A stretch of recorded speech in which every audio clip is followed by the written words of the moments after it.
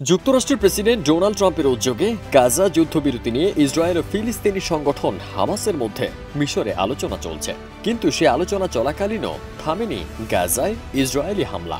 আলোচনার মধ্যেও ইসরায়েলি সন্ত্রাসী বাহিনীর হামলায় নিহত হয়েছেন 10 জন ফিলিস্তিনি। এলএমই সার্টিফাইড বিশ্বসেরা কপারে তৈরি ওয়ালটন কেবলস, যা আপনার স্থাপনাকে রাখবে সব সময় নিরাপদ। কাতার ভিত্তিক সংবাদ মাধ্যম আল জাজিরা 6 অক্টোবর জানায়, এই যুদ্ধবিরতির মধ্যে ইসরায়েলি বাহিনীর গুলিতে গাজায় ফিলিস্তিনিরা নিহত হয়েছেন। নিহত 10 জনের মধ্যে 3 জনই ত্রাণ ও খাদ্য নিতে গিয়ে নিহত হন। গত সপ্তাহে গাজায় যুদ্ধবিরতি সংক্রান্ত নতুন এক প্রস্তাব দেন মার্কিন প্রেসিডেন্ট ট্রাম্প। ইসরায়েল সঙ্গে সঙ্গে সেই প্রস্তাবে সম্মতি জানায়। পরে 3 অক্টোবর এতে সম্মতি জানায় হামাসও।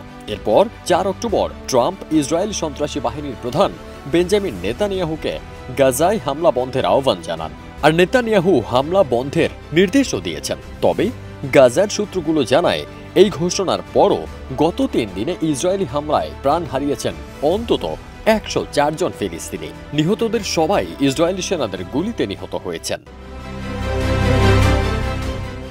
অন্যদিকে ইসরায়েলি সরকারের মুখপাত্র শোস বেদ্রোসিয়ান দাবি করেছেন, গাজায় তাদের বাহিনী এখন রক্ষণাত্মক অভিযান পরিচালনা করছে।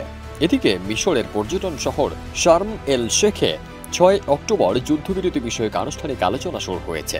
এতে অংশ নিচ্ছে ইসরায়েল, যুক্তরাষ্ট্র, কাতার, মিশর ও হামাসের প্রতিনিধি দল। শান্তি আলোচনার টেবিলে আশার আলো জ্বললেও গাজার আকাশে এখনো ধোঁয়া আর মৃত্যুর গন্ধ। যুদ্ধবিরতির পথ তাই রয়ে গেছে এখনো অনিশ্চিত। ফারদিন সানি, দেশ রূপান্তর।